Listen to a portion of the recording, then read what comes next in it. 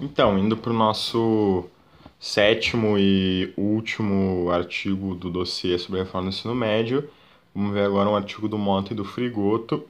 Por que a urgência da reforma do ensino médio? A medida provisória número 746 de 2016.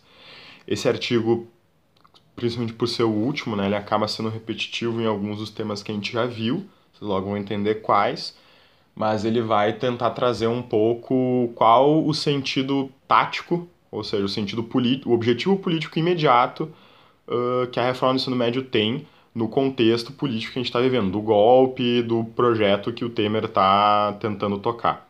Então, ele está inserido numa grande estratégia, óbvio, a gente já viu ali no artigo sobre o Gramsci que essa reforma está numa grande estratégia de longo prazo, de disputa de hegemonia, mas ela também tem objetivos táticos imediatos. Quais são eles? Vamos ver. Por que a reforma do ensino médio é tão urgente a ponto de ter sido que ser feita por uma medida provisória, uma coisa rápida antes sequer dele enviar o projeto para a Câmara, mesmo sabendo que muito provavelmente ele ia conseguir aprovar o projeto na Câmara, uma coisa que ele conseguiu. Primeiro, justificativa deles, né, dos que fizeram essa reforma. A gente quer fazer essa reforma para destravar as barreiras do crescimento econômico via uma ampla e forte política de educação profissional. Queremos rapidamente voltar a crescer esse país tendo muitos profissionais qualificados. Para isso que a gente quer a urgência dessa reforma. Isso entra um pouco naquela lógica do investimento em capital humano, né, que a gente viu no primeiro artigo. Toda a ideologia por trás dessa reforma está, primeiro, na ideia do conhecimento útil, né, de que ele vai equalizar a formação humana, que seria o que a gente deveria ter na escola, com a formação para o mercado de trabalho, é esse o objetivo dela, e também vai situar melhor o Brasil numa divisão internacional do trabalho. Né? Nós somos um país de terceiro mundo, subdesenvolvido, com uma população bem alta, então o nosso papel é oferecer mão de obra barata. Além do nosso papel histórico de recursos naturais e, enfim, exportação de produtos primários, que a gente já viu no artigo do Pockmann.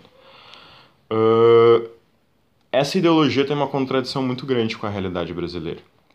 Por exemplo, eles justificam que a economia não expandiu. Aliás, não é eles que justificam. A economia não se expandiu. Perdão, é isso mesmo. A economia não se expandiu diante da visão dos reformistas, porque os empresários se ressentiam da falta de profissionais. É por isso que a economia brasileira não expandiu nos últimos anos. Então, eles vão tentar fazer uma reforma que tenha, né, um aumento de profissionais formados nesse país. Só que daí essa estratégia direciona a educação brasileira para cursos e empregos de baixíssimo valor agregado.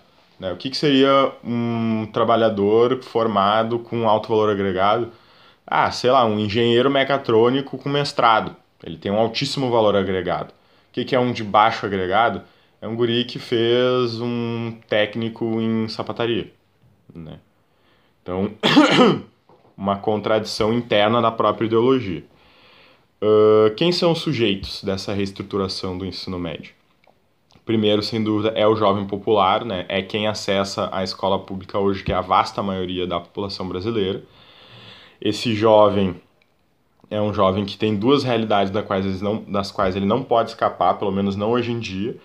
A primeira é que ele necessariamente vai sempre fazer sua escola via ensino médio estadual e regular, né, que é o que é afetado pela reforma. E a segunda é que ele vai estar desde sempre sujeito a um enorme nível de desemprego.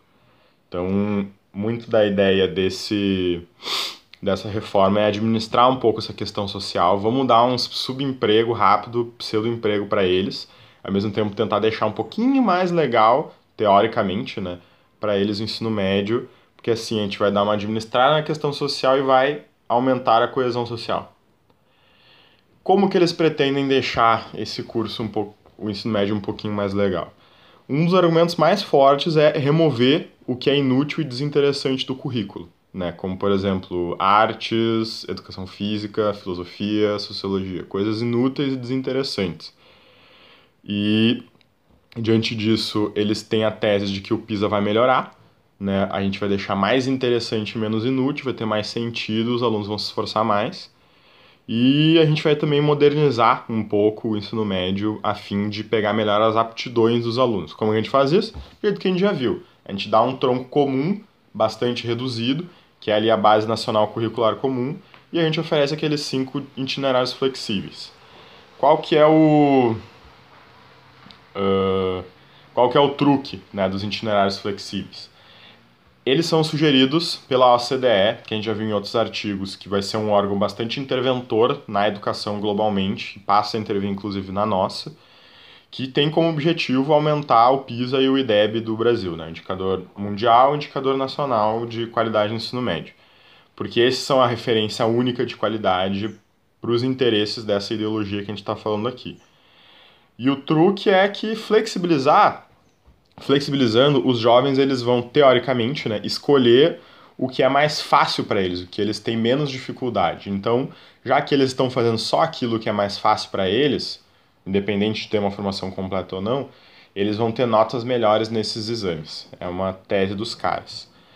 Na prática, uma coisa que os autores frisam muito é que isso vai gerar uma gigantesca, a gente já viu isso, exclusão social via o sistema público de ensino que, num país republicano, numa ideia de nação soberana, era para ser o grande motor da redução da desigualdade. A gente já entendeu que isso não é verdade, pelo menos não para o Brasil. E uma coisa que eu acho interessante que o autor pontua, que os autores pontuam, é que excluir todos esses grandes segmentos da sociedade, isso é a vasta maioria da população brasileira que a gente está falando, que vai ser afetada e excluída pela reforma do ensino médio, desperdiça recursos potencialmente produtivos, né? Uma coisa meio fanista de se dizer, mas eu acho que é totalmente verdadeira. Quantos gênios, quantos talentos inexplorados e que nunca vão ter nenhuma oportunidade de brilhar que a gente tem nesses milhões e milhões de jovens que vão ser excluídos do sistema de ensino real, que não vão ter oportunidade de formação. Muitos. E também vai gerar conflito social, né? Essa divisão, essa segregação dentro da própria classe vai gerar um grande conflito social. Então, um outro objetivo sintético dessa reforma é administrar essa questão social, né? Vamos tentar deixar a escola um pouquinho mais atraente para os pobres chinelão e expandir o capital. Vamos ter mão de obra barata, minimamente qualificada, como a gente viu ali no artigo da Quenzer 1.5, para atender essas novas demandas do capitalismo.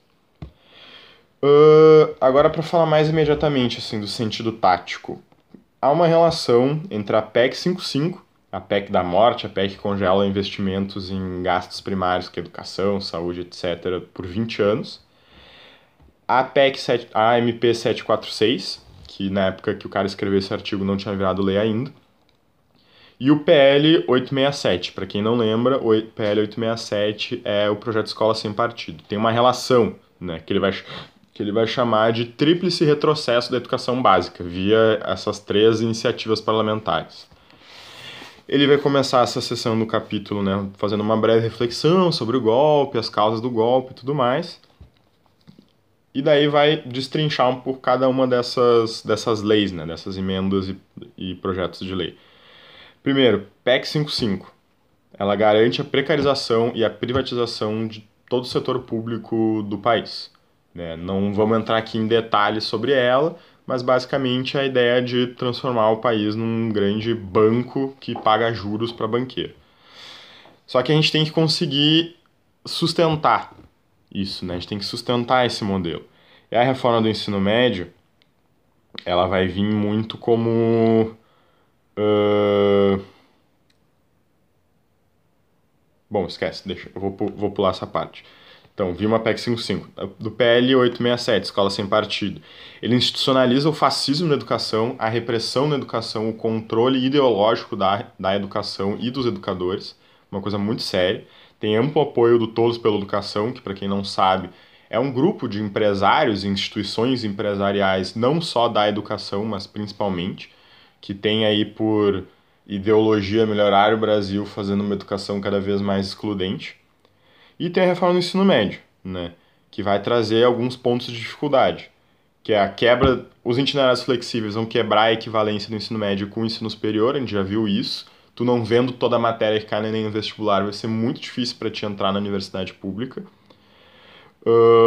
A educação profissional, além de agora ser meio que obrigatória, na prática ela é muito precária, né? Muito precária mesmo. E ele vai retomar essa dualidade estrutural, já viu em 2, 3 outros artigos, entre o ensino médio e o técnico, que agora vão ser separados, não vai ter mais conjugação entre os dois. Então, considerações finais, o pulo do gato do artigo, né? A reforma do ensino médio, ela é necessária para sustentar, né, no sentido de política pública mesmo, para sustentar a PEC 55 e os desmanches no direito do trabalhador. Tu precisa reduzir o acesso ao ensino superior, tu precisa reduzir a verba para a educação, porque tu literalmente fez isso com a PEC 55, só que tu tem que ter uma justificativa política para essa redução.